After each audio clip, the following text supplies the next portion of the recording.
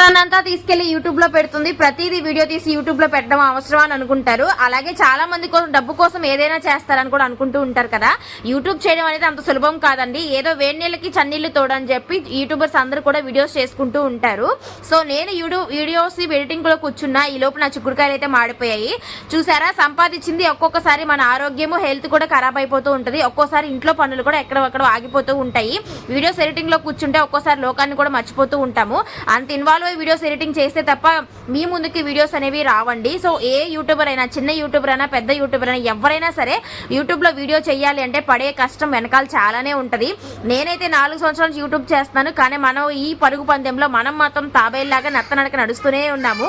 చూద్దాం ఎన్ని రోజులు నడుస్తాము, మనకంటూ ఏదో ఒక రోజు రాబోతుందా, ఆ రోజు మనం కూడా గుర్రం లాగా పరిగెడతాం అనే నమ్మకంతో ముందుకు వెళ్ళిపోతూ ఉన్నానన్నమాట. నేనే కాదు, యూట్యూబ్ స్టార్ట్ చేయాలనుకున్న మీరు కూడా ముందైతే గట్టి నమ్మకంతో మీరు ఉండాలి. నెగిటివ్ కామెంట్స్ వస్తే ఫేస్ చేయగలగాలి.